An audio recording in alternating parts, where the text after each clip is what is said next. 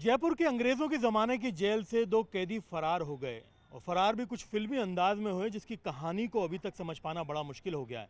आप देख सकते हैं कि बिजली के इन तारों को पार करते हुए इन दीवारों को फांद कर कैदी निकल गए। बड़ी दिलचस्प कहानी नज़र आ रही है, लेकिन इस पूरी कहानी के अंदर बड़ा सवाल ये है कि इस जुर्म को इन कैदियों ने अंजाम तक कैसे पहुंचाया, क्योंकि जो यहाँ पर एक नज़ारा दिखाया जा रहा है उस नज़ारे से कई प्रश्न चिन्ह उठ रहे हैं। क्या ये पाइप लगा करके यहाँ से भागा जाना संभव है?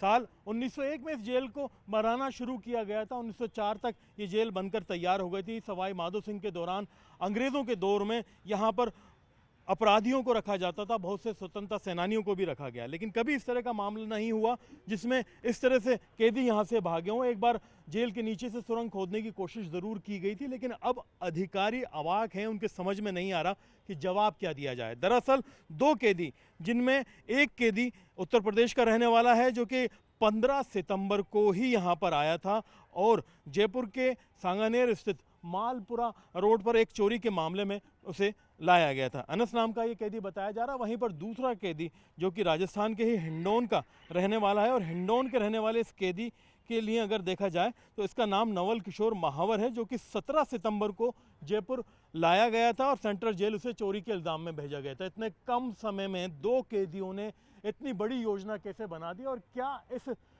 पाइप के सहारे भागा जाना संभव है? हालांकि अगर आप देखेंगे तो पाइप के सहारे आपको बहुत बारीक से जो है निशानात कुछ नज़र आएंगे, जिनमें पैरों के या तो उंगलियों के निशान हैं या फिर हाथ की उंगलियों के निशान हैं। लेकिन ऐसा बताया जा रहा है कि कंबल ओढ़ करके देर रात 3:30 बजे ये दोनों कैदी यहाँ से फरार हुए हैं। जेल प्रशासन के पास इसका कोई जवाब फिलहाल नहीं है। मामले की तफ्तीश की जा रही है, आसपास के इलाकों को खंगाला जा रहा है। जो भी संभावित क्षेत्र जहाँ जहाँ वो जा सकते हैं सभी थानों को अलर्ट कर दिया गया है और पुलिस के लिए एक प्रतिष्ठा का सवाल बन गया है कि पुलिस जो जेल मुख्यालय है उस जेल मुख्यालय के बिल्कुल इतने पास में अगर आप देखेंगे ये जो वायर लटका हुआ है ये महज 50 मीटर की दूरी पे है मेन गेट से। यानी अगर आप मेरे बैकग्राउंड में देखेंगे तो यहाँ पर जहाँ से 13 नंबर बैरक के पास से ये पाइप लटकाया गया है, इसी पाइप के पीछे की तरफ यहाँ पर सेंट्रल जेल का मुख्य द्वार है जहाँ से कैदियों की आवक और जावक होती है।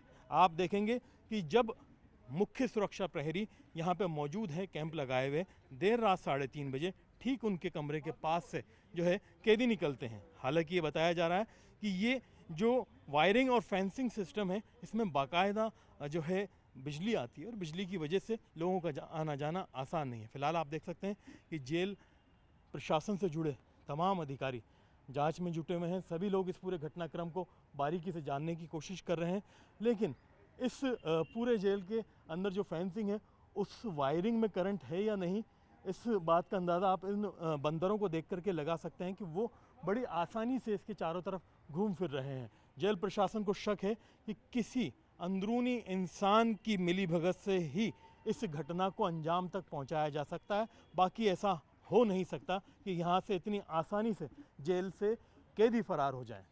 अब देखना ये होगा कि इस पूरे घटनाक्रम के अंदर क्या तफ्तीश निकल करके सामने आती है और पुलिस इन कैदियों को पकड़ पाती है या नहीं। कैमरा पर्सन मान सिंह के साथ में अरबाज अहमद, न्यूज़ 18 के लिए जयपुर से।